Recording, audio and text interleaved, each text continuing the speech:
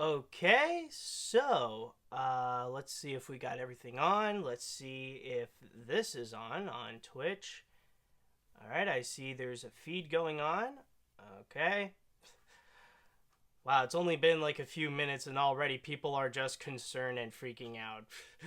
Man, what would you guys do without me? Alright, I just want to see if there are a few more people right now, if things are going on with those people, if we do have more of an audience. Okay. Oh, looks like we got several coming up. Yep, okay. So, looks like we got several. Yeah, hello, everybody. Just want to make sure. Alright, just get that out of my system. So, yeah, it looks like we might have an audience going on, so I think with all that said, we can officially go ahead and get things started. So, yes, welcome, ladies and gentlemen, to another exciting episode of AniMat's Crazy Cartoon Cast, where I might be absolutely crazy in this podcast, but thankfully I am not Alex Jones crazy, because who knew that hate speech would lead you to destroying your entire reputation and your entire career? Nah, but seriously folks, never be a nationalist and don't ever support nationalism in general, because if you do, it's like doing a bad drug like heroin or cocaine. All it's going to do is just destroy your life entirely, and also it should be viewed as a disease that needs to be cured ASAP.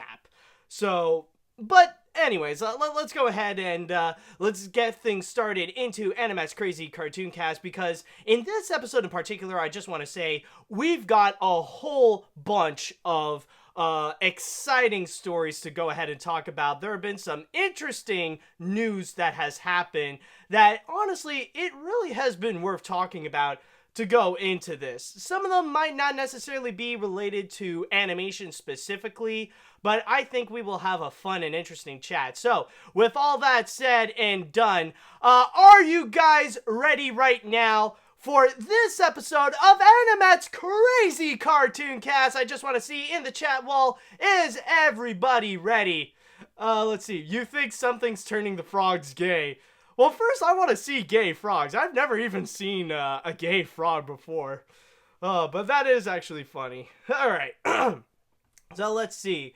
Now, yep. Okay, so it looks like people are ready. Perfecto-mundo. So, let's go ahead and get things started. And we are going to begin with possibly the most controversial movie news story that we have received this week. And what we are going to be talking about is actually regarding the Oscars. And very interestingly enough, this week, they managed to get themselves into major trouble where people are talking about them negatively, and oddly enough, this time around, they did not even release any nominations. We don't know who's nominated or anything like that, so this is a special brand of getting into trouble for the Oscars. So, what I'm talking, of course, is going to be the new decisions that they have done. So, what apparently happened was that at the Oscars, the Academy of Motion Picture Arts and Sciences, they have done several things. They've had a major meeting, and not only have they decided to re-elect John Bailey as their president for a second term, but also, at the same time, they have released a letter to their members, and they have revealed 3 brand new things that are going to happen during the show of the Academy Awards, specifically for the broadcast. Now, the main reason why they are doing this and why they decided to go ahead and try to really try to change things up at the Oscars, the main reason is pretty much obvious, is because it's to try to go and boost up ratings. Because if you guys don't know, the ratings of the Oscars, they have been going, like, pretty much down. They're still highly viewed. It's still, like, a major television event that only the Super Bowl would be surpassing it. But So far, in terms of their ratings, people have been watching the Oscars less and less live on television. So now the Oscars are trying to do their best to see what they can do in order to spice things up, in order to change things up in terms of the broadcast of the Oscars. So they've introduced 3 brand new things, and some of which have been rather controversial. So we're going to be looking at them one by one. So I got the letter here, and it's from my source here in Deadline, where we are going to be looking into not in this particular order, but I'm gonna go into the ones that are really worth talking about. So I'm gonna start with the one that's the least controversial and the one that really does make the most sense, and that is actually earlier airings. Now, what's going to happen here? This is not going to be affecting immediately. It's not going to immediately happen right now, but this is going to be for the Oscars after next year. So this is going to be in 2020. So it says earlier air dates for the 92nd Oscars. The date for the 92nd Oscars telecast will move to Sunday, February 9th, 2020, from the previously announced February 23rd. The date change will not affect awards eligibility dates or the voting process. The 91st Oscars telecast remains as announced on Sunday, February 24, 2019. Now, this one I do understand. This one does make the most sense to me. Because the thing is, usually with the air dates of the Oscars, normally they would be going on during the time when people would normally go onto spring break. Usually in recent years, they would go somewhere in either in early March or at the end of February. It's either one of those two. But in this case right over here, they decided they're going to go and switch things up, where they're going to air it a little bit earlier, like in the beginning of February. And that's usually around the big time when a lot of people would be having their big award season. Now, usually everybody knew the Oscars kind of like as the big grand finale of the award system, of award season, I mean. And so trying to do it a little bit earlier, I do understand that, and it does make a little bit of sense, so that it's more of an experiment in the hopes that maybe they'll get a little more views, so that instead of people going on vacation while the awards is going on, they will go and just present it much earlier, during a time when things seem to be pretty normal, people seem to be working, and maybe on a Sunday night they will go and relax and maybe watch the Oscars. I remember there were several times when like when I was a little younger, they would usually happen while I was on vacation, and I wouldn't even have time to actually watch the Oscars. So that's one positive thing that I do see in here. But I can't really say much about the next one, so let's go ahead into the second change that they are going to do, and that is going to be a 3-hour Oscar telecast. Because usually what the Oscars would do is that they would have it like airing for a while. On average, they can go for like 4 to 5 hours in length. Like they would start at 8 p.m. Eastern, and then they would finish off at around midnight, or even like surpassing midnight. So that's why I say like approximately between those two, like between 4 hours and 5 hours. But they decided they're now going to go and try to cut it short onto just 3 hours. So it's going to be from 8 to 11, or if you're in the West, like if you're in the California area or somewhere around that time zone, it's going to be from 5 to 8, and that's it. Nothing more. But let's read specifically what the Academy stated. We are committed to producing an entertaining show in 3 hours, delivering a more accessible Oscars for our viewers worldwide. To honor all 24 award categories, we will present select categories live in the Dolby Theater during commercial breaks, categories to be determined. The winning moments will then be edited and aired later in the broadcast. So what they are going to do in order to shorten time, they're going to go and pick a few less relevant categories, and they're not going to be airing them, but instead they will be happening during the commercials, and then later in the broadcast you'll see the winning moments of what happened and all that kind of stuff. So that's basically the big plan that they're going to do.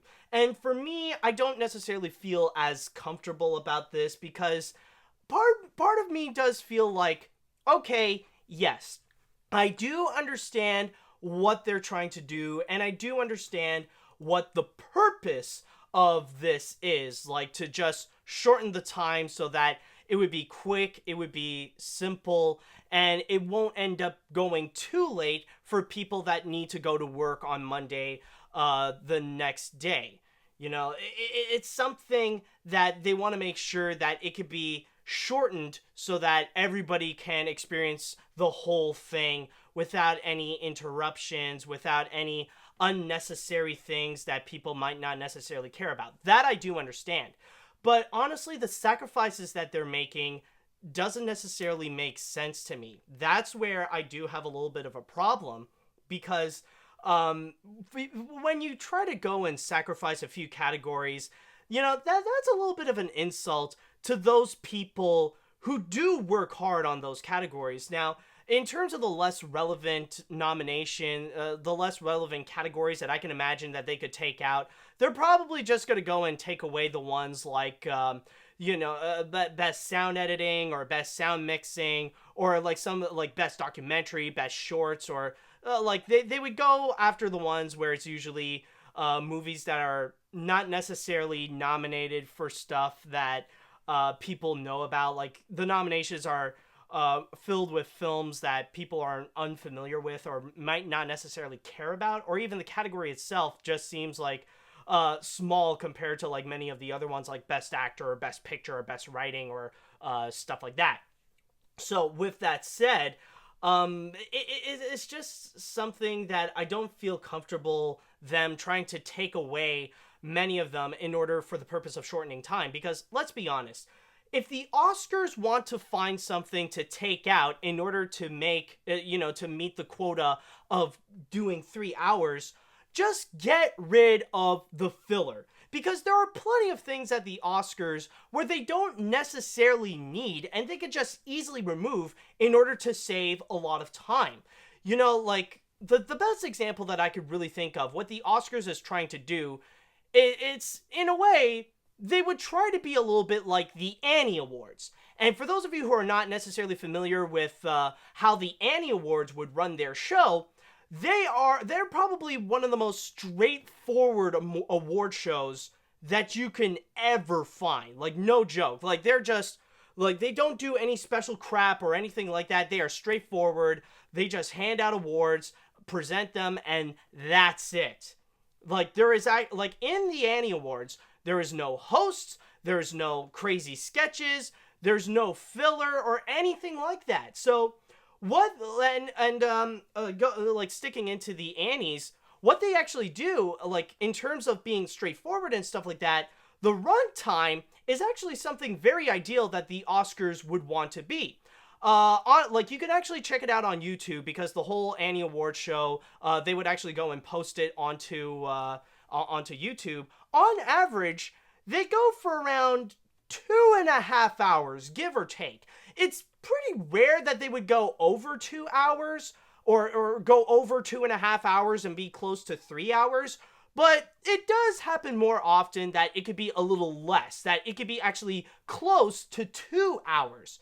And that should be something that the Academy Awards should actually consider, to go and get rid of the fluff and just keep the awards right there. Because the Annie Awards, what they do is just, they have a presenter, they come forward, they talk a little bit about the category, present the nominations, give the award to the winner, the winner gives a little speech, and then that's it. And then just repeat the process. And that's pretty much it. There's no host, no nothing like that.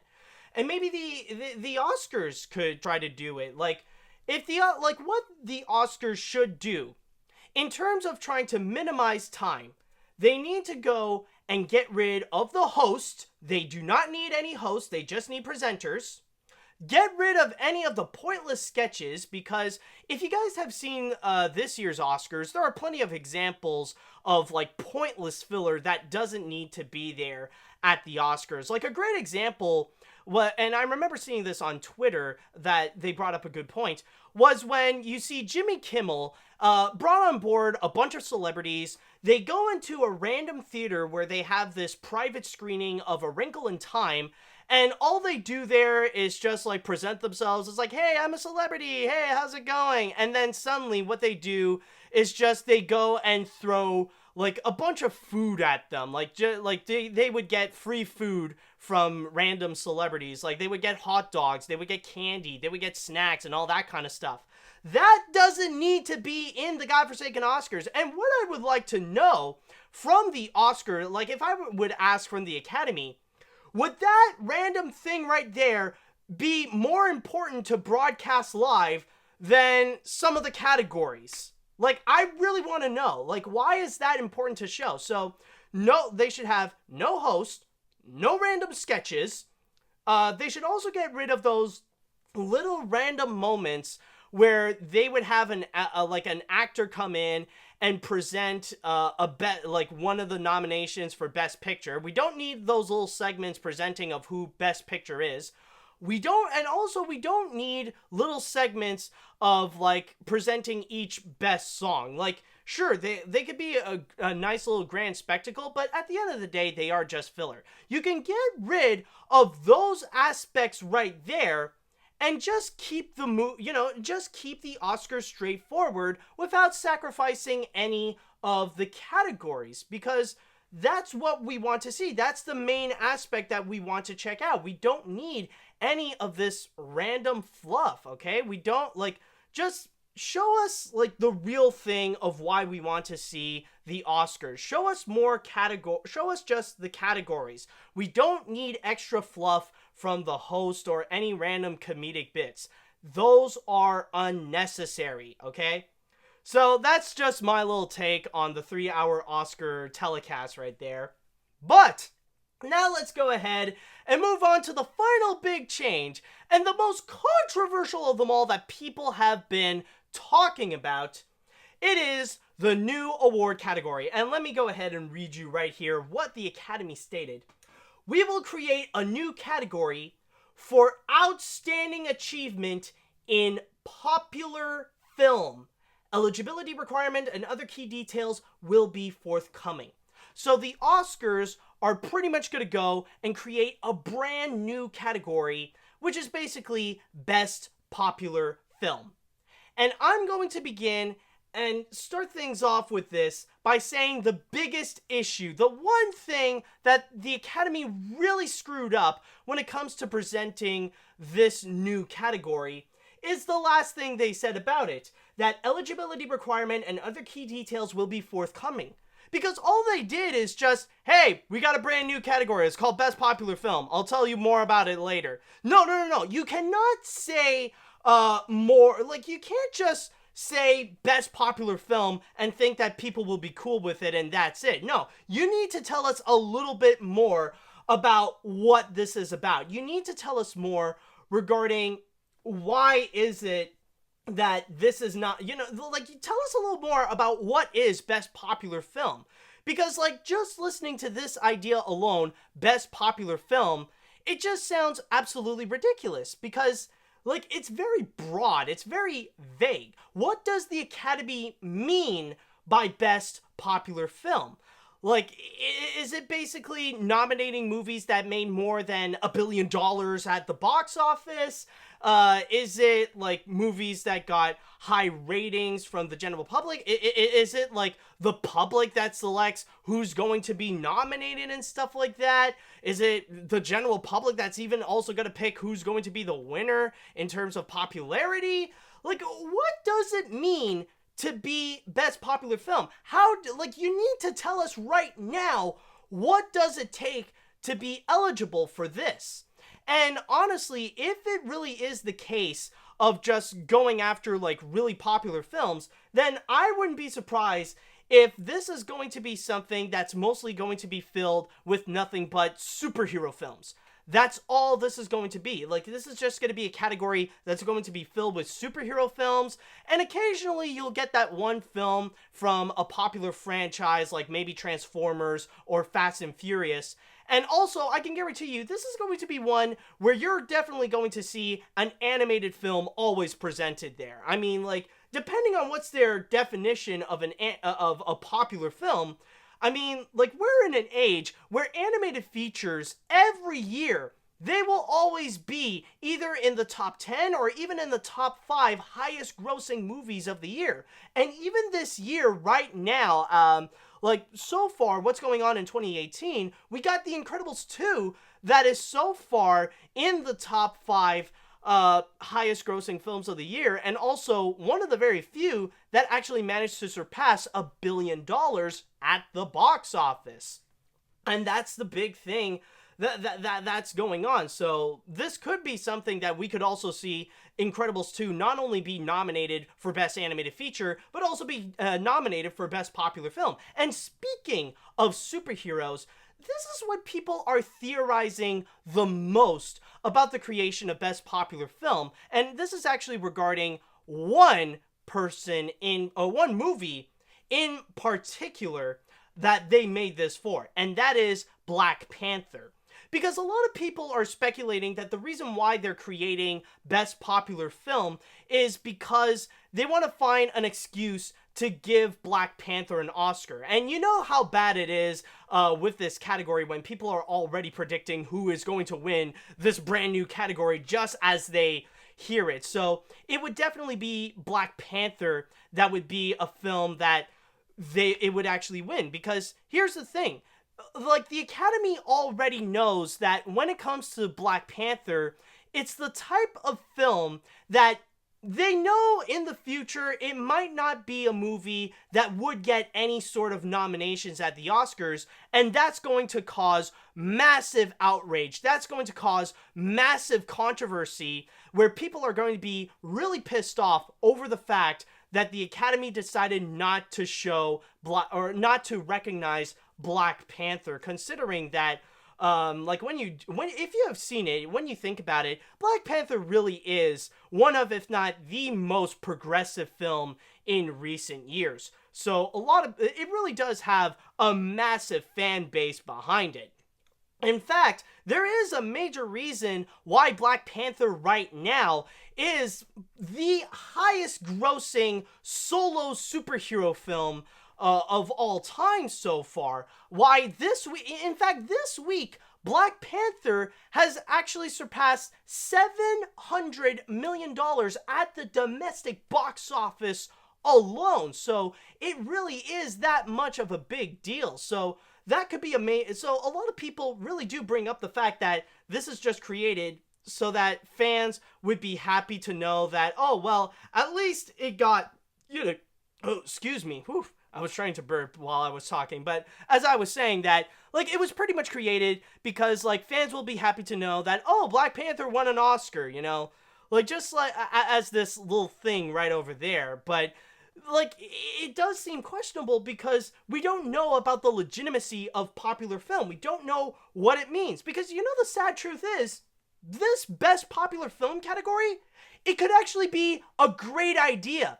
It would actually make sense. It would sound actually pretty interesting, and it would actually work out. It could actually be something that the Academy might have a clever idea in introducing a brand new category that would actually make sense and give more opportunities for films that would not normally get nominated at the Oscars to actually get some recognition. It could actually work, but so far they're not giving us the details to know what their definition of a popular film is. We don't know what that means. And I mean, just saying right now, just because a movie is popular doesn't necessarily mean that it's good. I'm just gonna lay it out like in there. Like, if you look at last year, one of the highest grossing movies of all time is the 2017 Beauty and the Beast film. That is not necessarily a movie that you could imagine would be the kind that, oh my god, ironically enough, yeah, it did get a few Oscar nominations, but it's not the kind that should be nominated. It's like, oh yeah, it's Best Popular Film. It's like one of the best movies of 2017 that is so mainstream and stuff like that. No. That is totally not the case with that. So there is a fine line between what is a great film and what is a popular film. Popularity does not necessarily mean a good movie. In fact, here's another great example: the Emoji Movie. Last year, the Emoji Movie was highly popular. It was one of the most talked about films of the year. That doesn't necessarily make it a great film. The reason why they're talking about it, in fact, is the opposite, because it is bad. It is just an absolutely terrible feature. So that's the thing. We just need to know what is the Oscars definition of a popular film. And they need to bring out the requirements ASAP. Because right now, they're in massive trouble. Right now, they're really getting a bad image. And if this is actually created for the purpose of ratings, then really, they're just destroying themselves more than anything. In fact, like, most of these reasons, like, it's almost unanimous that people absolutely hate it. In fact, some people are just full-on straightforward about what the Academy is trying to do. In fact, let me show you something. This is an article from Variety where they discuss about many of the changes that the Academy is trying to do with the 3-hour broadcast, earlier air dates, and the new category of Best Popular Film. And they created an article that is written by Christopher Tapley, which is called "The Motion Picture Academy Has Become Desperate." I mean, you cannot be any more straightforward than that. Just tell them, yeah, they're just doing this because they're desperate for ratings.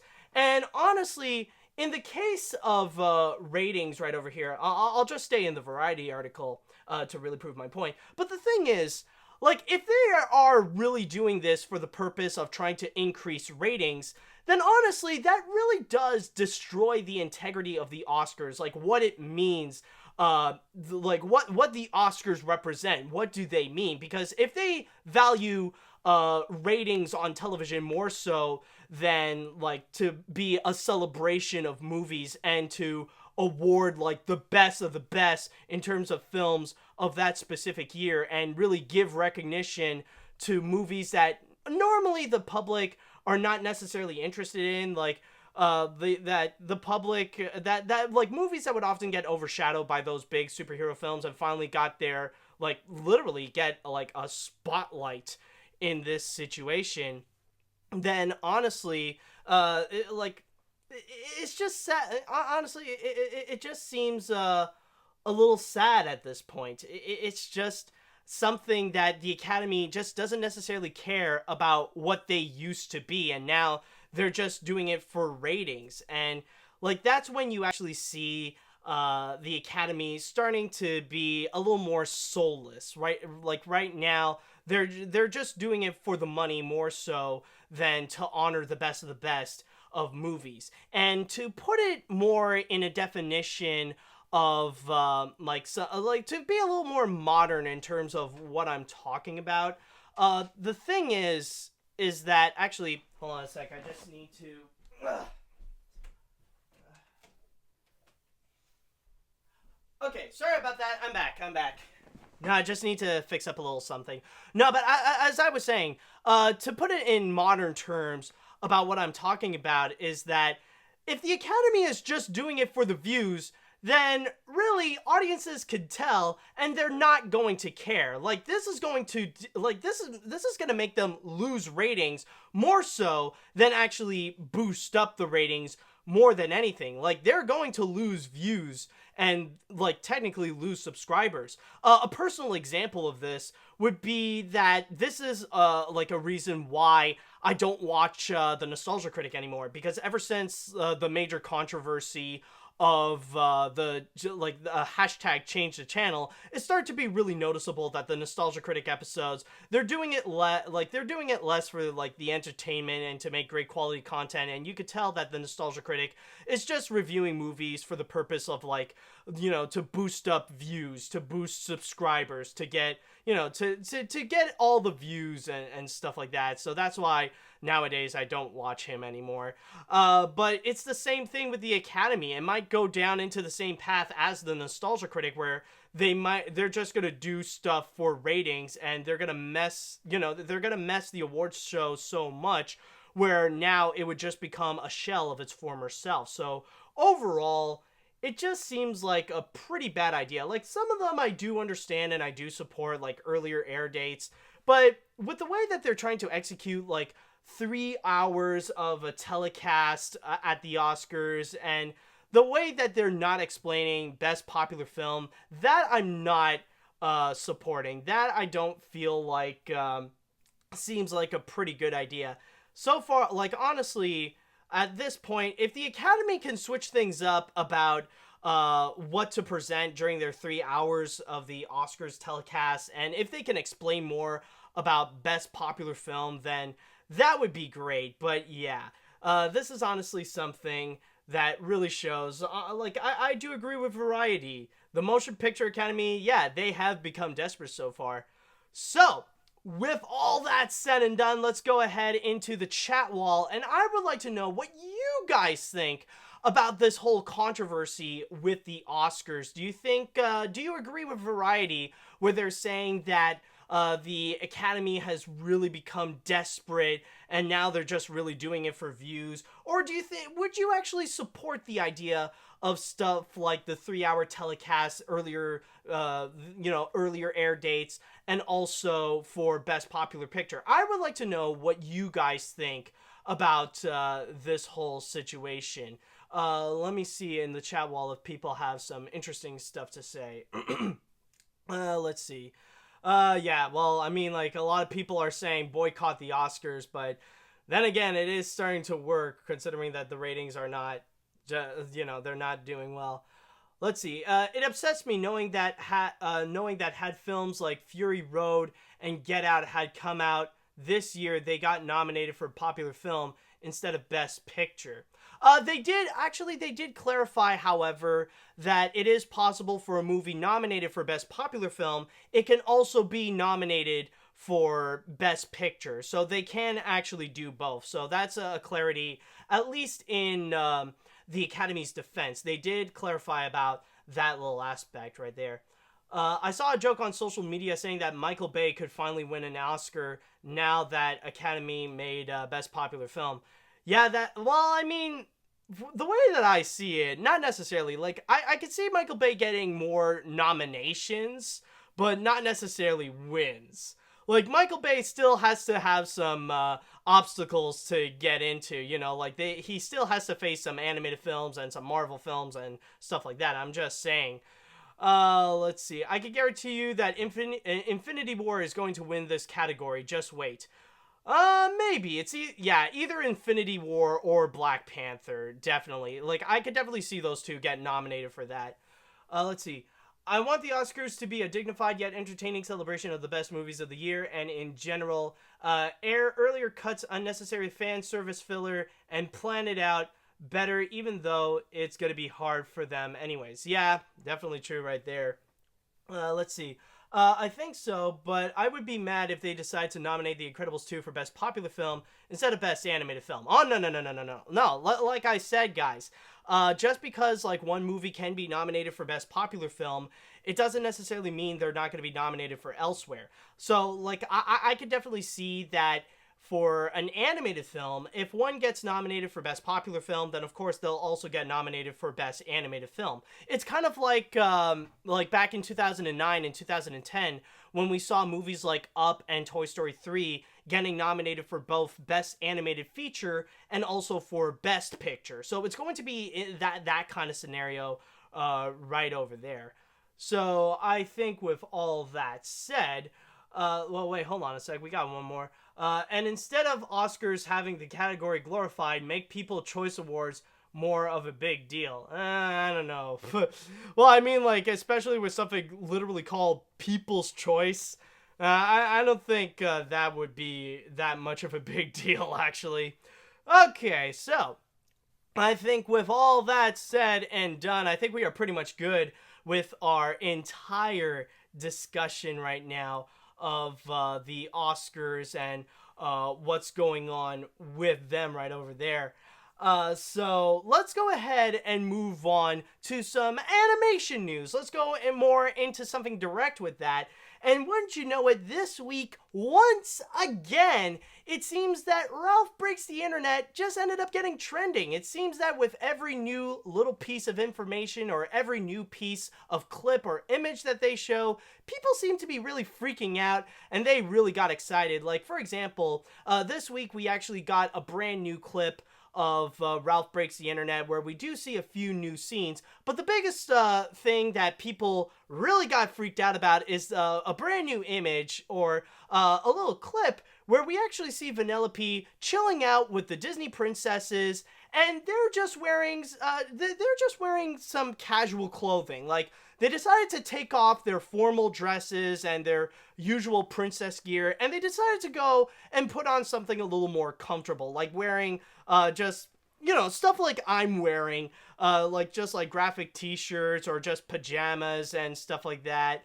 So, like, they're just there relaxing, and people were absolutely freaking out, especially regarding Mulan with her, with her casual clothing. Like, they absolutely adored that. I was, like, when I saw the image, I was wondering, it was like, where's my girl Aurora? And then suddenly we saw the clip, and they actually showed a little bit more where, Aurora, sadly, she was in the unfortunate situation of being next to Merida, where she's pretty much acting like the angry Scottish girl, and at the same time, Aurora's just tired. She's getting a little sleepy, no pun intended. And then, like, we just see, like, Merida just pissed off. It was like, my mom turned into bed, that's a real situation for you. So that was actually really cute. But I will say that little sneak peek is actually nice. It was a little fun. I really did enjoy it. So, with all that said and done, though, that's not what we are going to talk about, though. What we are going to talk about is actually regarding a brand new character in which Disney has introduced with a major actress that they brought on board, and that is actually with Gal Gadot. Yes, Gal Gadot is going to be joining the cast of Ralph Breaks the Internet, where she is going to be playing a brand new character called Shank. I believe it's Shank. Yes, okay, it's called Shank. So, going into my source in Deadline, it has stated regarding the scene that she does appear in, where Ralph and Vanellope encounter Shank and her unusual cohorts, where they venture to the internet in search of a replacement part for Vanellope's game Sugar Rush. Shank has a reputation as a tough-as-nails street racer, and Vanellope finds herself up against her. Now, we actually do have several quotes from a few people working on the film, not just from Gal Gadot, but also from the directors Phil Johnson and Rich Moore. So Rich Moore stated that she is the coolest character in the world of Slaughter Race. Slaughter Race being the game that Shank is from. Shank lived a lot, she's seen a lot, yet she's got nothing but kindness in her heart. That's the duality of that character.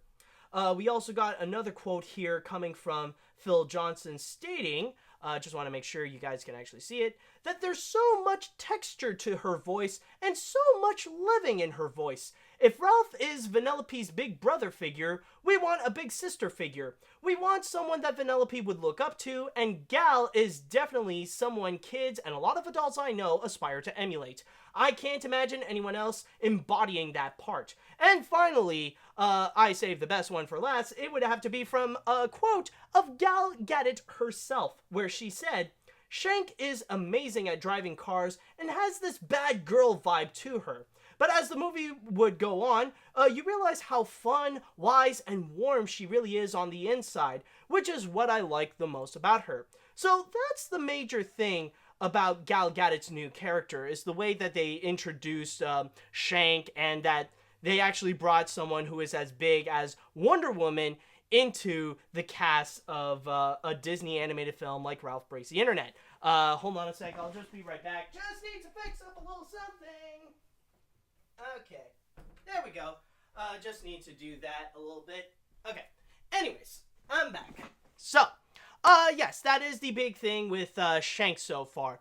But I will say, though, when looking into this character, there are some people that could be excited for her, but honestly, I'm not gonna lie, I feel a bit of doubt.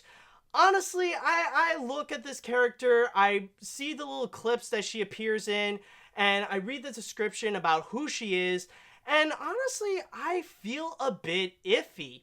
Now, it's nothing necessarily against the character herself, and definitely nothing against Gal Gadot, but honestly, my big question is, regarding Shank, what makes her so different compared to Sergeant Calhoun?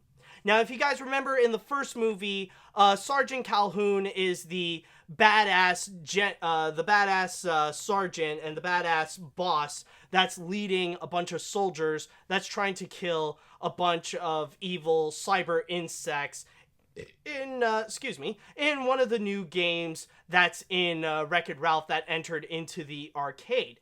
And honestly, the more I think about it and the more that I look into Shank, I just can't help but feel like she's just she's just a Sergeant Calhoun clone, that they really are like two very similar characters. And what's actually very interesting is that I do believe Sergeant Calhoun is going to be coming back in Wreck-It Ralph 2, that we will see Jane Lynch actually return as Sergeant Calhoun. But in this case right over here, let's take a look at both Calhoun and Shank. So these are two women, they're kind of like the main characters of their own respective game. And when you look into the game itself, you got Slaughter Race and you got the first-person shooter. I forgot what it's called, but you do look at those games, and they're meant to be this really gritty, really serious, and really manly type of game. It's meant to really really pump up the testosterones.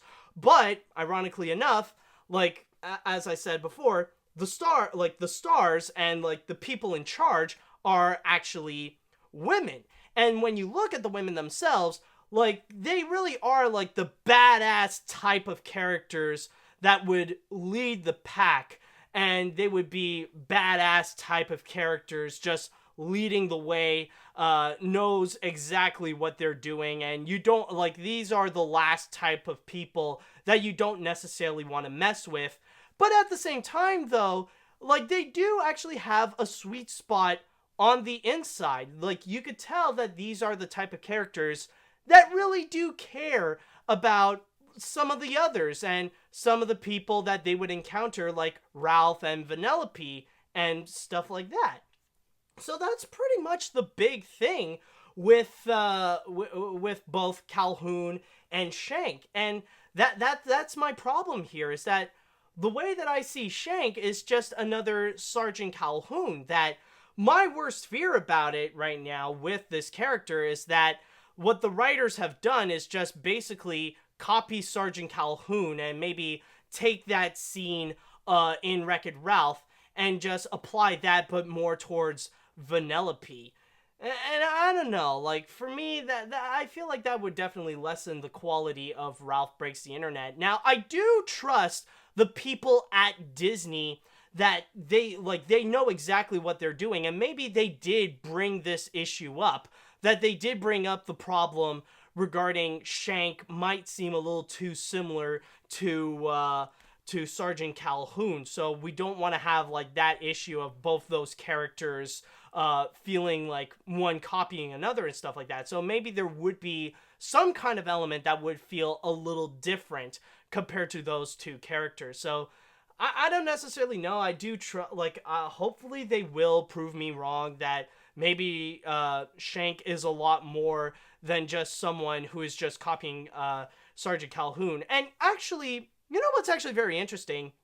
There is another major comparison between Shank and Calhoun, and that is actually regarding their voice actress, because the voice actress playing their respective characters is a woman, is an actress who is known to play this really badass type of character that is known to be really independent and really tough and really manage to take care of their own stuff. Like Jane Lynch, for example, at the time, she was really popular when Glee was on, where she was playing the coach and the one that's really tough as nails and really tough on the Glee people.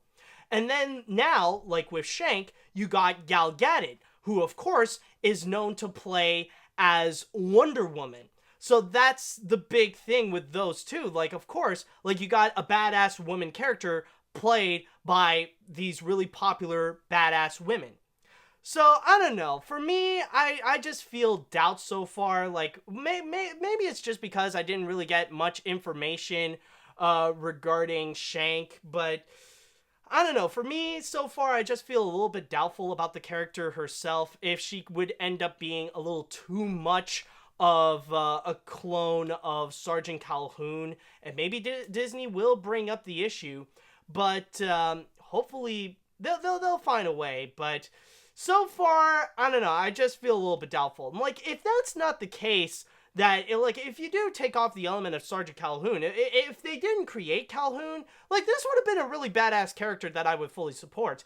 But because of the fact that this is a character that we've already gotten in the world of Wreck-It Ralph, I just feel a little bit doubtful. But I would like to know in the chat wall, what do you guys think about this new character, about Shank? Do you feel like she could be a clone of Sergeant Calhoun, or do you feel like she could be a new original character that would show a lot of promise in Ralph Breaks the Internet? I would like to know about your thoughts regarding her, if she would definitely have someone, or she would definitely be someone that could actually really work out. So I want to know, what do you think? Let's see now. In the chat wall it says, Gadot's character is pretty cool, but all I can ask is, okay, we got the princesses and Gal Gadot, but where is Felix and Calhoun? You know, that is actually true. That is a good point. I mean, we did hear that they are going to be among the cast, but we have, you know, honestly, in terms of all the trailers that we've gotten and all the clips, we have yet to actually see Calhoun and Fix-It Felix themselves. Like, we have yet to actually see them in the clips. So that is actually a really good question. You did bring up something good. As probably the only person who didn't like the Wonder Woman movie, I'm more cautious performance-wise. Oh, really? Oh, that's actually very interesting.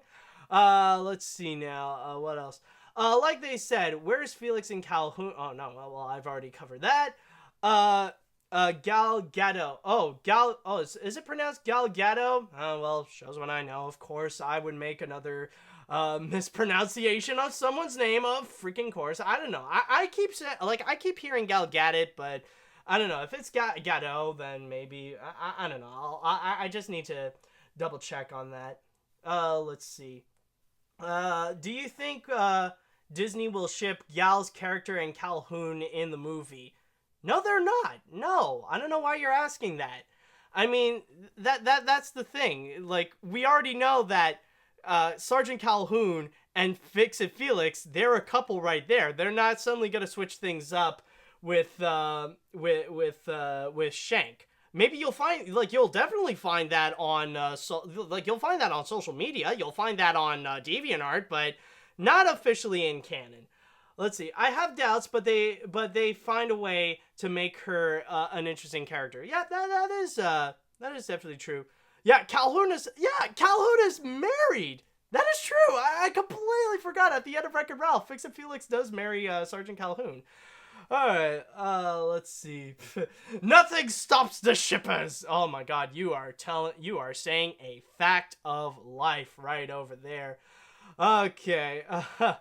Let's see. I don't know if Shank is Ralph's love interest. No, they would have mentioned it right now. They just, like, right now they're just saying that they want to make her kind of like the big sister role for Vanellope. So it could be possible, you know, honestly, with what they're hinting, it could be possible Vanellope might be more of a main character than Ralph. But who knows? Like, the only way that we will know is actually see the movie itself. Let's see now. My prediction for the sequel is that the story may not be as good, but the characters and jokes will still be great. That could be possible. I thought DeviantArt was not allowed to be said in the podcast. Did I make that rule? I don't know. But with that said and done, though, that's kind of the big thing. At least my thoughts on Gal Gadot's new character, Shank, in Ralph Breaks the Internet. And if you guys are interested in checking the movie out, the film will be released on November 21st. So mark your calendars, and we'll wait and see if maybe Gal would be capable of giving out a great character with Shank.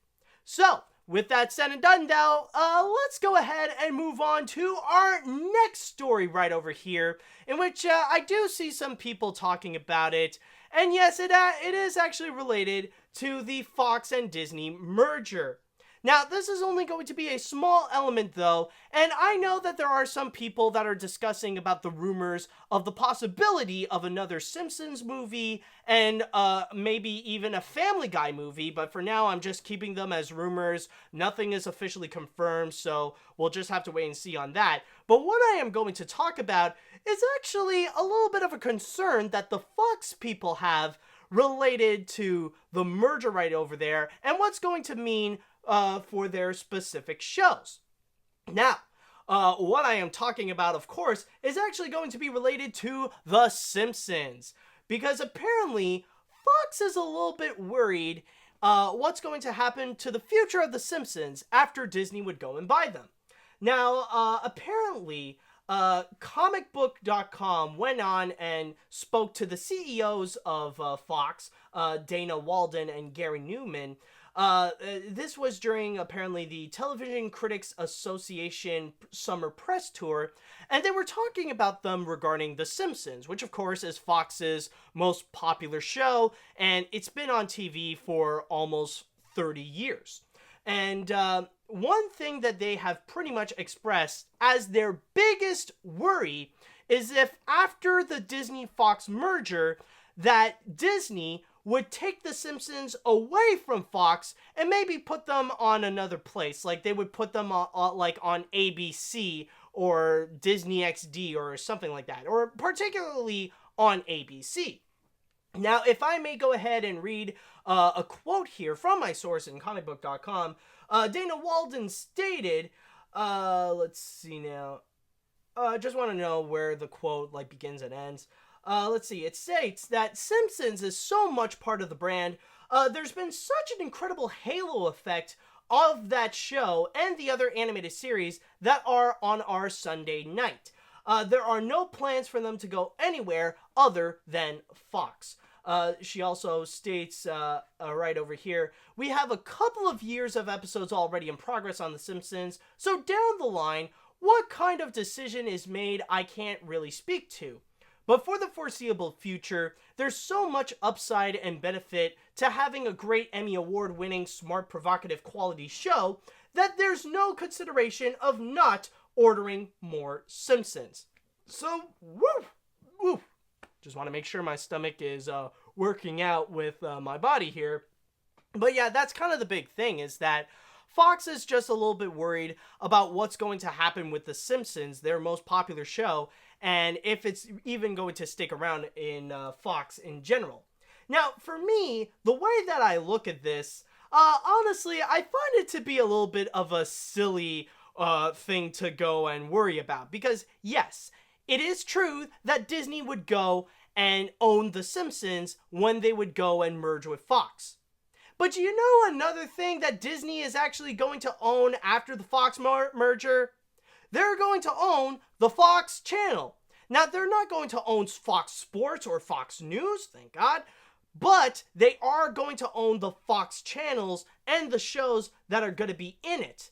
So they're not going to necessarily go and try to sabotage the Fox channel in order to try to really grow ABC and stuff like that, because that's their biggest nightmare if they're going to take The Simpsons and go and place it on ABC. I'm sure that Disney is going to make sure that the Fox channel is still going to be good. If it could still thrive on its own, almost as if, nothing happened. They will still try to make the Fox brand strong, and which, with that, would also mean to go and try to make the Fox, not just the Fox brand, but also try to make The Simpsons strong. And considering that we are talking about The Simpsons, which, again, as I stated before, has been on television for about 30 years right now, the thing with The Simpsons, it's almost inseparable with Fox, because the Simpsons identity, you cannot remove Fox, because it is a part of the Simpsons brand. Like, when you think of the Simpsons, like, your brain immediately thinks, okay, if I want to watch that, I'm going to put it on Fox, and that's it. And especially with the way that the Simpsons really accumulated the culture of primetime animation on Fox. Like, it really did become, like, not just the Simpsons' identity with Fox, but also it really did become Fox's identity with the Simpsons, with what kind of shows that they would deliver specifically with animation, with how the Simpsons would inspire other shows and, like, kind of give out a similar type of series with stuff like Family Guy or American Dad or Bob's Burgers or stuff like that. So that's the thing, is that you can't really take The Simpsons away from Fox, because even at that, I don't really see much of the benefit why Disney would go and take The Simpsons and then put it on ABC. It just doesn't necessarily make sense. It just feels a little more out of place in a way. So you might, like, if you're going to keep The Simpsons and if you're going to keep the Fox channel, you might as well just stick it into Fox. You might as well just leave it right there and leave the system running. Because honestly, this really is a case of, if it's not broken, then don't try to fix it. Because with The Simpsons, like, it is still, like, regardless of what you may think of The Simpsons right now, it is still going well on television. So you don't need to go ahead and try to change things up. And it just seems a bit ridiculous. It seems pointless in a way to move Simpsons to another channel that is owned by a completely different company. And it would just seem weird, The Simpsons belonging to ABC, where, like, it would really emphasize the Disney brand. It just doesn't necessarily make sense. And especially how it would seem so weird, the fact that The Simpsons, like, when you think theme park wise, especially when The Simpsons are in Universal, and, like, now it's gonna be owned by Disney in a way. Like, imagine, like, you got The Simpsons, and then suddenly it moved to ABC, which really does emphasize The Simpsons as a Disney brand, and then suddenly, like, you go to Universal Orlando or Universal Hollywood, and you see, like, the entire Springfield that is being created, which is something that technically should be moved onto the Disney parks, because The Simpsons would be seen more as a Disney brand in a way. So, honestly, it just doesn't make sense. And honestly, knowing Disney, what they would do, if they still have to keep The Simpsons running and not cancel it, then they might as well just keep it at Fox in general. Like, just don't move it, just leave it there in general. At least that's my comment on this little scenario right over there. I think in this case, The Simpsons is going to be okay in its spot right over here. So, with that said, that's just my quick little comment on this little section. And I would like to know, coming from you guys, what do you guys think about this little scenario about The Simpsons? What do you think is going to happen to The Simpsons after the Disney-Fox merger? Are they going to stay in Fox? Do you think Disney might actually move it to some place like ABC? Do you think they're just going to cancel it in general? I would like to know in the chat wall, what do you guys think? What do you think about the whole Simpsons scenario? It looks like someone thought that they're gonna move it to ABC. Disappointed that ABC will not. Well, really? Wow. Some people want to have Simpsons on ABC. That just seems weird. American Dad is no longer on Fox anymore and has been on TBS. Well, that's kind of a different story right over there. I'm talking specifically more about Simpsons and with Disney. Okay, let's see. I wouldn't honestly be too surprised if Disney is going to cancel The Simpsons once the deal happens. That could be a possibility as well. That's another major scenario. But in this case right over here, I'm just talking as if there is the case that Disney would have no choice but to keep The Simpsons running, to keep The Simpsons show to continue on. like on the series. If they cannot cancel it and they have to run it, then they might as well keep it on Fox. That's what I'm saying right over here. But that could be a strong scenario if Disney would consider canceling The Simpsons altogether, like just to say, okay, let's stop this show. It's pretty much dead in the water, so let's just move on from it. Let's see now. The irony is that the Simpsons clip is seen in Weeboo's screen of Flubber. Yeah, that is true. That is true. There are some... Or I think there was also an Inspector Gadget. There was one point where we do see Homer. Let's see. They should honestly just give Marge's voice actress a break. No offense, but she sounds like she died and came back to life. Oh my god, dude, you did not say that. Oh my god.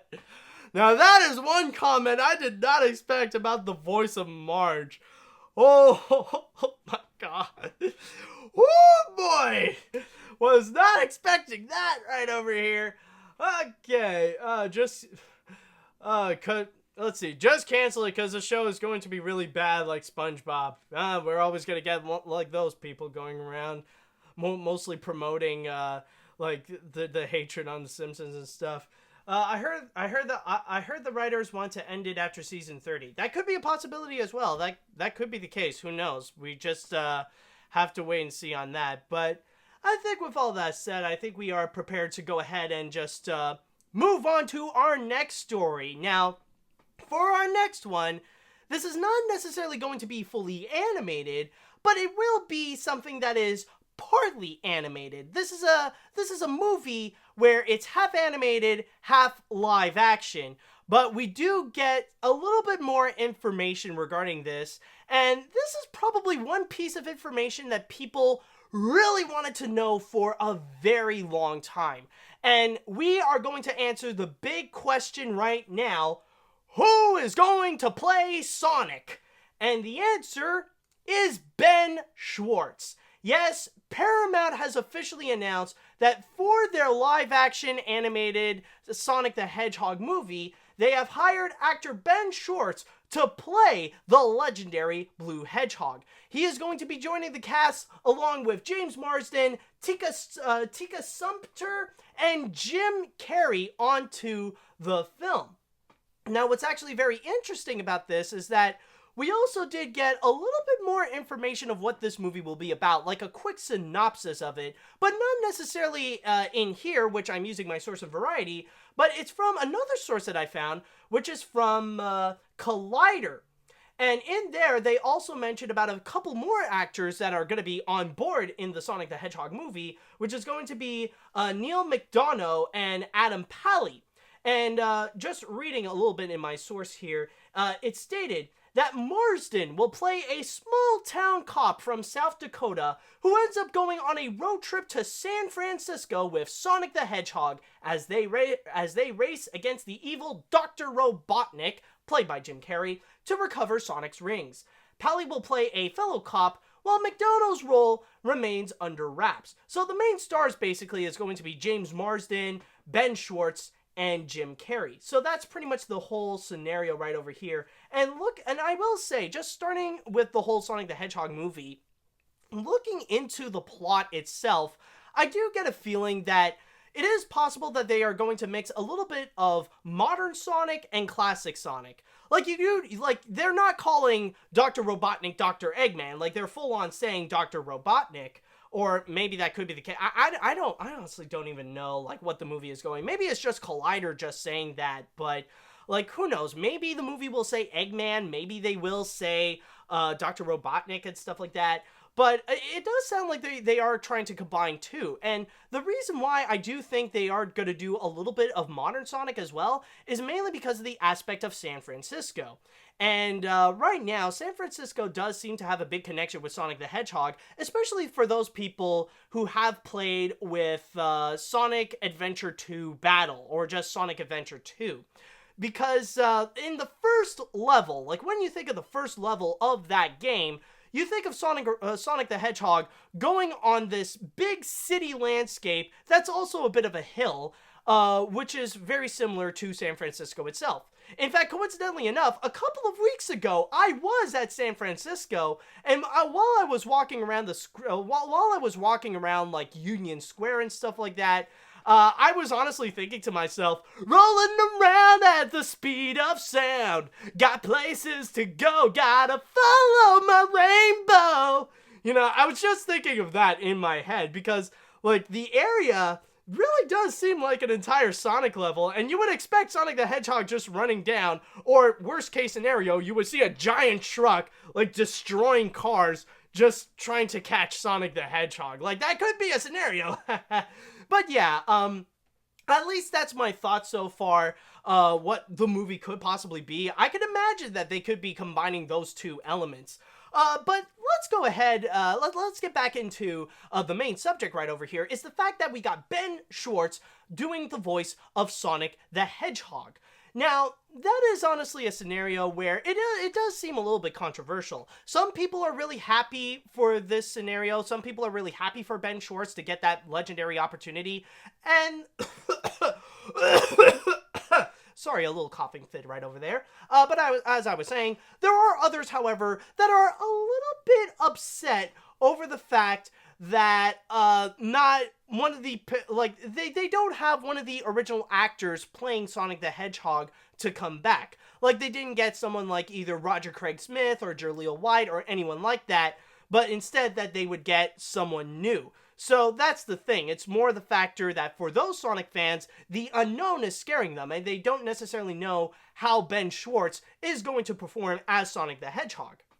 However, I will say right now that I do feel like Ben Schwartz is a man who is qualified for this kind of job, because this is a guy who does actually know how to do some voice acting work, and in fact, recently, he has done some voice work so far that you can actually see on television right now. Going into my source in Variety, it actually states that Ben Schwartz actually did some voices that, again, you can check it out on television right now, where he is the voice of Dewey in the reboot of DuckTales, and also he is the voice of Leonardo in Rise of the Teenage Mutant Ninja Turtles on Nickelodeon. So that is actually very interesting to note that he has had some experience voicing characters, and especially, what's interesting to note, voicing characters that already exist. Characters that already had voice actors before, like Leonardo in Teenage Mutant Ninja Turtles and Dewey from DuckTales. In fact, you know, let's do a little bit of an experiment right now. I actually do have a clip of DuckTales. And this is a little scene right over here where Dewey is actually quite prominent right over here. So why don't we go ahead and take a little listen of Ben Schwartz's performance as Dewey. So let's hear if we can, like, well, let's do a little experiment and close our eyes and see if we can hear a little bit of Sonic the Hedgehog. So let's go ahead and start this clip here. I was trying to protect you from a potentially devastating revelation. Or you just kept it to yourself so you can feel special. Classic Dewey. She's our mom! Okay, it's just... First, I didn't tell you because I didn't want you to get hurt. Then I couldn't tell you because I found out all this stuff and I didn't want you to hurt me. I'm sorry, okay? You're only sorry because you got caught! Okay, so that's interesting. And also, just on a little side note, I just want to mention that little piece of animation right over there on DuckTales. That's actually really good. Like, that's like, I was surprised to see some, like, just out of the blue, we see some, like, really great quality hand-drawn animation on Dewey when he's trying to explain a little something about a secret related to their mother, interestingly enough.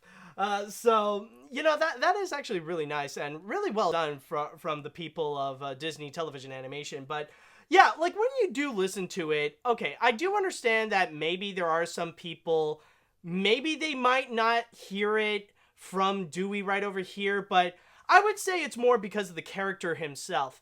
But I honestly, like, with the type of voice that Ben Schwartz have, I can definitely hear it, that if you just change up, like if you give Ben Schwartz a little more of an attitude, then he could definitely play as Sonic the Hedgehog. That I can definitely hear. But in this case right over here, Like, maybe it is a little hard to listen to, especially with the factor that Dewey is not necessarily Sonic the Hedgehog. Like, the thing is, we just, like, for now, like, we can hear a little bit, but we don't necessarily hear it entirely. So maybe it's going to be a little bit more different. Like, in this case, like, I can definitely tell you right now, it's not necessarily going to be the same as the games that you play. It's not, it's not going to be the same one that you would hear in some of the more modern Sonic games or anything like that.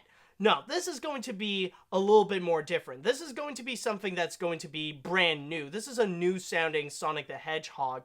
But I think with Ben Schwartz's acting skills, he can capture the spirit of Sonic. Like, he can capture the attitude of it. So I think he can actually do a good job. Like, at least hearing that little DuckTales clip, we can hear, like, what would be the style of Sonic's voice, what would be the tone. But honestly, maybe there is something there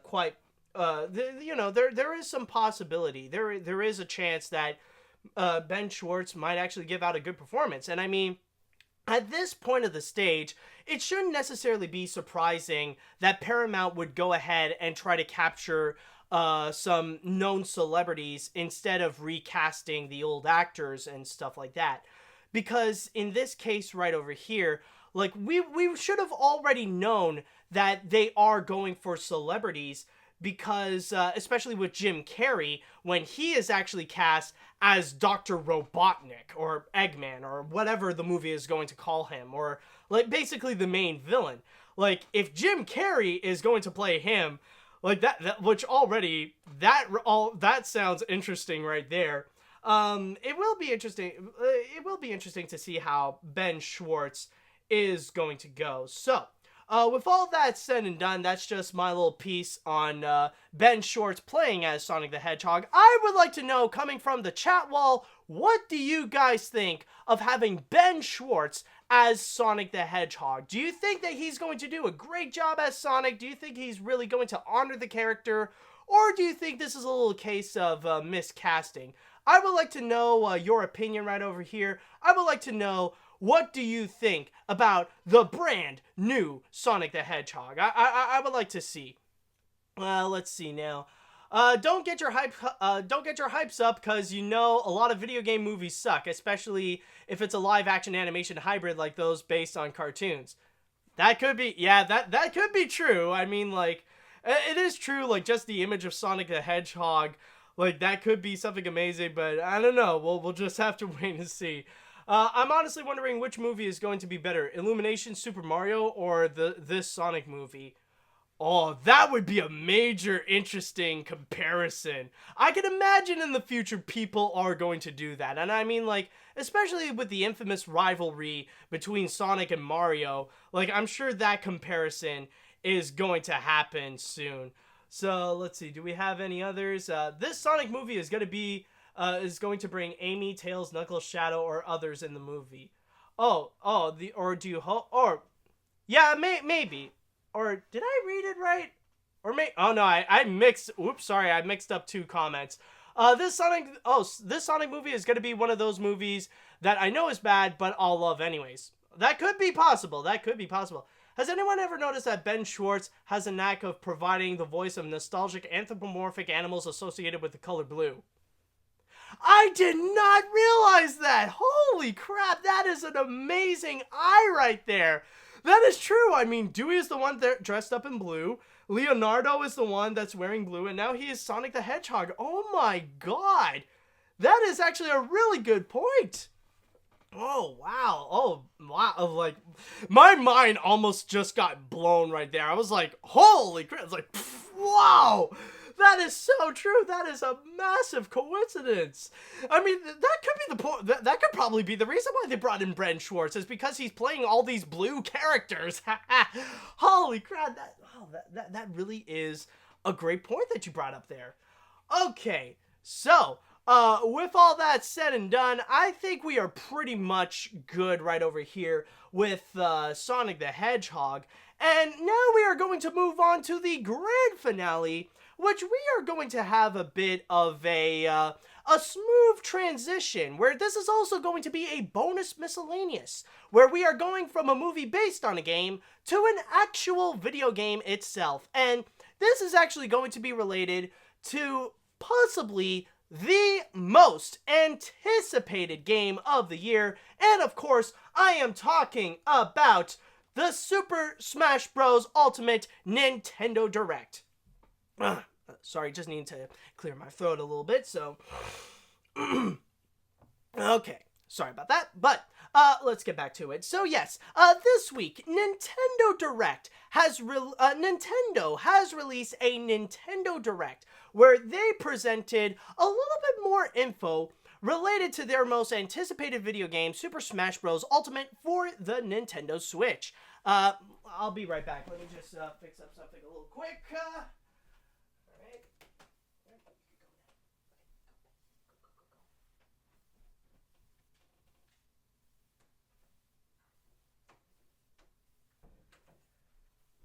Okay, and I'm back. Sorry about that. Just do something a little quick. Yes, as I was saying, Nintendo Direct has presented more information regarding Super Smash Bros. Ultimate, and we did actually receive as much information, or as much new information, as we did back in back during E3. So we got some brand new information regarding Super Smash Bros. Ultimate, and a lot of them is some exciting information and some stuff that, you know, it's nice additions, but we already know already. So I'm using my source here in Polygon, in which let's go ahead and start with some of the small stuff, and then I'll talk about the big stuff later. So the first thing that they've mentioned is actually regarding the stages, where, of course, a game that would promote that everybody is here, they would mention that in terms of the stages, all of them are coming back throughout the entire collection of Super Smash Bros., where in total, there is going to be 103 stages. Yes, there's going to be a whole bunch of them. There are going to be only a very few that's going to be brand new, but for the most part, like, all the old stages are coming back. And also, at the same time, there's going to be a brand new mode, which is called Morph, where while you are fighting, one stage is going to transform into another. Like, a good example, I think it's in Direct where they presented it, where at one point, you could be fighting in Hyrule Castle, and then suddenly the stage will be morphed, and then you will suddenly be playing in Luigi's Mansion, for example. So this is a mode where the stages are just going to be switched left and right. And then afterwards, they also mention about the songs that are going to be in there. Now, as you probably know, in each different stage, there is an entire collection of songs that you can switch things up, and you could say, I want this song to appear more than another. And in this case right over here, in Super Smash Bros. Ultimate, there is going to be a grand total of more than 900 songs that will be in there. All the songs that are going to be on the stages, all the songs that are going to be, you know, on the menus, and all that stuff. In total, the game will contain more than 900 songs. But on top of that, they have also introduced a brand new section in Super Smash Bros. Ultimate, where what's going to happen is that in the game, there's a little area where you could create your own playlist. Basically, this little section is iTunes, where you can go and select the songs you want, put it on your own playlist, and in there, you got a woman where she's putting on her headphones, she puts her Switch on her purse, and she's basically using the Switch like it's an MP3 player, which I just want to say right now is probably the weirdest and probably the most unnecessary thing about Super Smash Bros. Ultimate. I mean, it's a great addition to have. You know, it's really cool to have a little section where you can just listen to the songs, but I highly doubt that there's going to be anyone that's going to be using their Switch like it's a godforsaken iPod. And I'm just saying, the Switch is not necessarily the kind of thing that you can use that, because one, the thing is stupidly bulky, and number two, it doesn't have that much of a battery life. So I wouldn't necessarily see it as the kind that you can go and spend hours just listening to the tunes, especially like when you only have 3 hours worth of just listening and then suddenly the batteries are going to be dead. So I'm just saying, it just seems a little bit weird. It's cool that it has that, but not necessary. I'm just saying. Okay, so with all that said, let's go ahead and also look into the new modes that they are going to be presenting, because there are many different ways that you could play Super Smash Bros. Ultimate. First of all, there's something called Squad Strike, where you can have like this 5-on-5 or a 3-on-3 battle. Also, they introduced like tournament modes and all the classic modes that you had in the previous Super Smash Bros. Games. They're going to be coming back. And on top of that, there's also going to be a training mode. And in this training mode, it's going to be a lot more in-depth, where in there, there's also going to be a grid where it will show you how far you can hit your opponent. So it's going to be a lot more detailed in terms of like knowing how your skills can work. So it is actually very fascinating. But the one that honestly I am the most excited about, and probably the best new thing that is actually announced regarding Super Smash Bros. Ultimate, is something called Smashdown. And let me read you a little bit of what this is. Using my source here in Polygon, it states, Smackdown mode makes the selected characters from the previous battle unavailable. So players must choose a new fighter for their next round.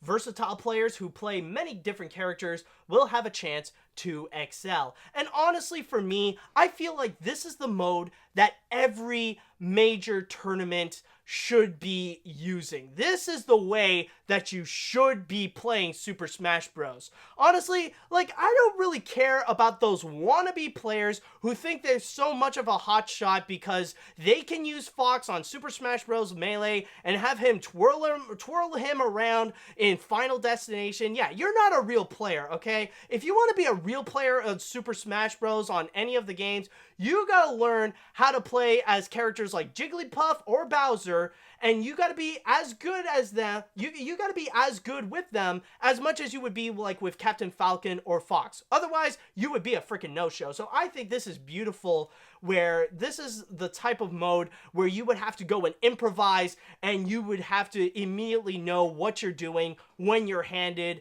with a brand new character. So I think this one is actually really awesome. I think this is actually a great mode right over here. And again, like something like Evo, this is something that they should be doing for Smash Bros. Ultimate, for the like honestly the best way to play Super Smash Bros. To prove how you could be great at the game.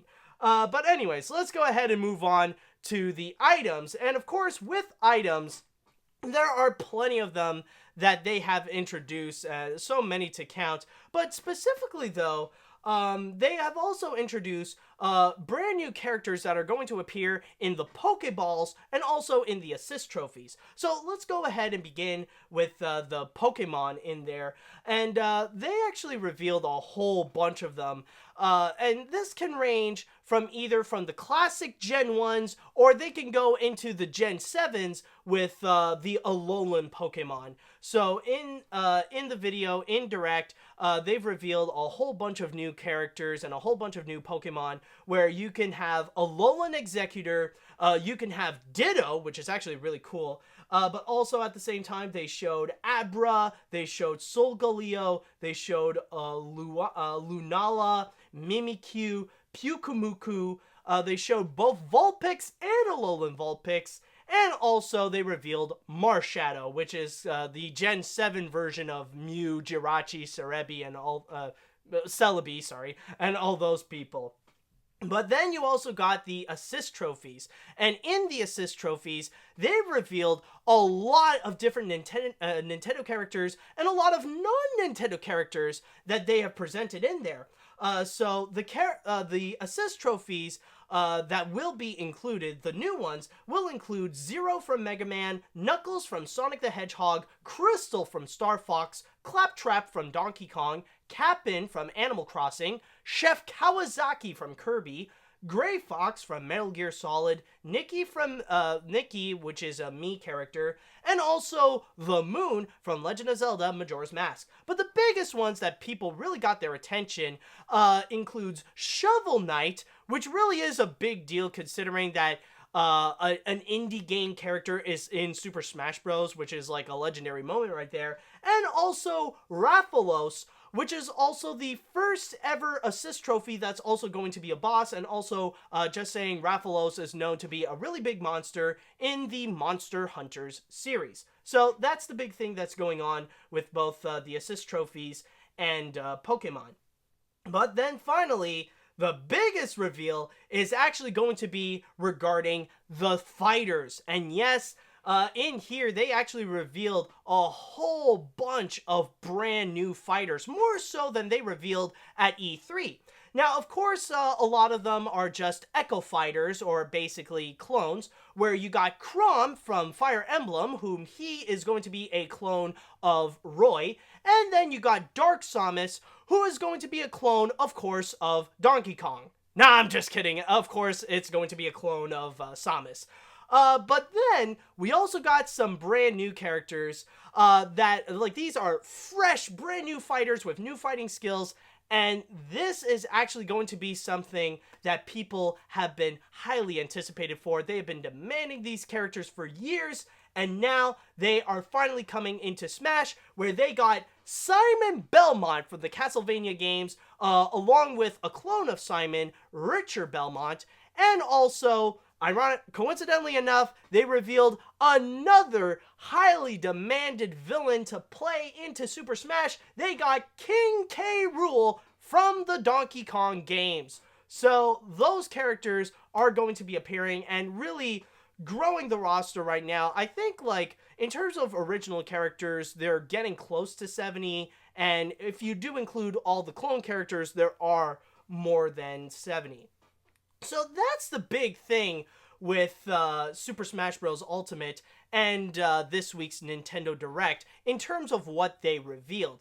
And honestly, like I said before, this is exactly like what they showed up with, this is the thing that they showed with E3, but maybe arguably a little bit more. And from what I see here, they really are emphasizing the tagline of Super Smash Bros. Ultimate is that everyone is here. That they really are packing everything from all the previous games and putting it in there. And they really are emphasizing that with all the songs and with all the stages. But in terms of the new stuff, the new things, really, they are emphasizing is just regarding the items. Like, the items are going to be brand new, especially with the new additions of Pokemon and the assist trophies and all that kind of stuff. But also, in terms of the fighters, that's really kind of a big key right there.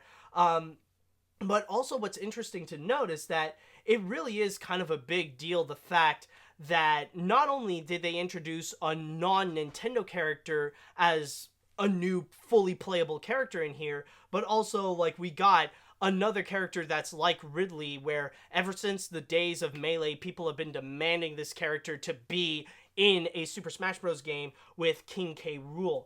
And, that's actually very interesting in terms of the fighters, where I remember the day before E3 came out, me and my friends, we were just chatting, and we were just thinking about who would be the next character, like, who would be the next fully playable character that they would announce in Direct, because, I mean, if they're gonna make a big deal to make an entire Nintendo Direct out of Super Smash Bros. Ultimate, then of course they are going to announce a brand new character. So from there, I was thinking, we were just talking, and we were probably thinking about characters like, oh, maybe there would be characters like Simon Belmont, or maybe there would be Knuckles, and we were thinking about other characters, like maybe there's a new Pokemon, like Blaziken, maybe they're gonna bring in Chrom, maybe they're gonna bring in, like, several others. We were also thinking of different ideas, like maybe, like, I remember I brought up maybe one of the champions from Legend of Zelda Breath of the Wild, like maybe either Lady Urbosa or Mipha could actually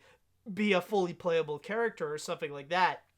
But we were just thinking of so many ideas, and it's actually very interesting how many of our ideas, like, we were technically right with the stuff that we got here, but not entirely, because the thing is that, like, a lot of our suggestions, funny enough, they did, like, even though, like, I was probably the closest to actually getting one right, because I actually did thought, like, oh, maybe Simon Belmont, and then my friends brought up, like, so many other games, like, non-Nintendo games, like, oh, maybe a character from, like, Dark Souls, because there's gonna be that amiibo coming up, or maybe, like, someone from Monster Hunters, but yeah, a lot of them did actually do appear in assist trophies with characters like Zero or Knuckles or a Monster Hunter character. You know, that was actually very interesting, but it was a very interesting chat that we had, and like a lot, like it's almost as if we were almost right about that. But then, of course, I do see in the chat wall, of course, a lot of people are mentioning about the moments, the specific little moments that do end up becoming like a major meme this week. There are some like major standout moments. Like, first of all, during the reveal of Simon Belmont, people were absolutely freaking out about the death of Luigi, where we just see Luigi walking within the castle in Castlevania, and then suddenly the Grim Reaper came in and actually killed off Luigi. Like, we actually do see a legitimate kill right before our eyes of godforsaken Luigi, where the Grim Reaper, he took a scythe, he slashed Luigi, and we see his ghost coming out of his body. So we actually do see a legitimate death, and people are just making jokes about how we are seeing Nintendo just flat out killing out their main characters. Like, Mario just got killed off by Ridley, and then now we see Luigi killed off by Luigi just killed by the Grim Reaper in Castlevania. But I will say, my favorite moment, the standout moment for me, like, we do actually have, like, we can actually play this clip here. For me, like, the big standout moment has to be right at the end, where we got this scene. It's the part where, hold on a sec, yeah. It's the part where, like, they would reveal King K. Rool, but it turns out it was just King DDD just trolling everybody. Let's just look at this little clip right over here. Let's just see that little moment. Oh my god, it's just too beautiful. Yeah, right here. It's DDD! And then you just see him laughing all around. It's just absolutely beautiful. And then we see the real King K. Rool just slashed him out. Yeah, boy, it's King K. Rool! Oh my god, no, but that was my favorite moment. Probably the biggest standout moment for me was when King DDD came in and, like, just trolled everybody. And, like, especially that little moment where he had his laughing fit. Like, it's my new favorite GIF. Like, I even used it with my friends, just, like, just using it as a trolling laugh. It's just absolutely amazing. I honestly, I just love that moment right over there. But, yeah, honestly, overall, with my thoughts on, this Nintendo Direct, I thought it was definitely great. I thought it was, we did get a lot of great information about Super Smash Bros. Ultimate, especially with some of the new items, with some of the new modes, and of course, with some of the new fighters. Like, that's definitely something that I feel like, it's something that they really are, really stepping up, and it's making me a lot more excited for Super Smash Bros. Ultimate. And even right now, I am debating, should I actually get it on the day of, or would I be able to be patient enough to wait until and just ask for it on Christmas?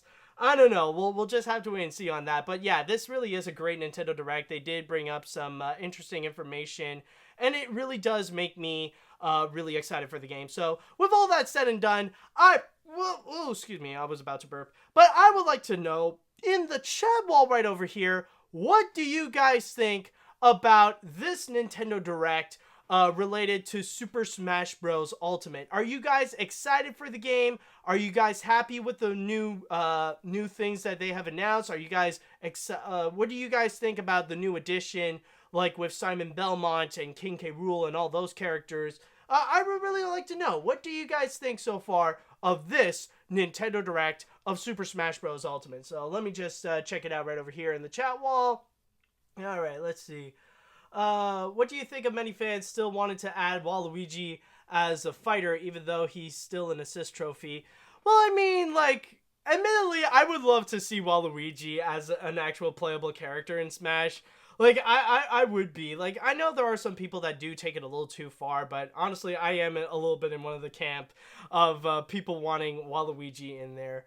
Alright, so, any more about your thoughts? Great direct. I'm happy Crom, Rool, and Simon Belmont are in.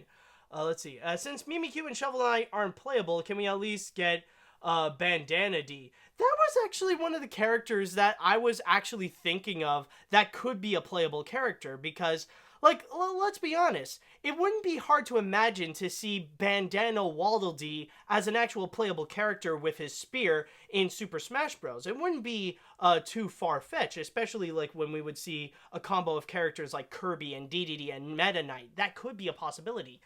Let's see. I would like Waluigi to be there so that Luigi could have a rival like Mario and Peach do now. Does Peach have a rival character? I don't know. Well, I don't think Daisy would count as one, but let's see. I haven't played Smash for years, but I'm a huge fan and love all the fan service and tender love and care Sakurai has put into the games. I'm buying a Switch for this. Oh, absolutely, dude. You gotta get this. And you gotta get a Switch, man.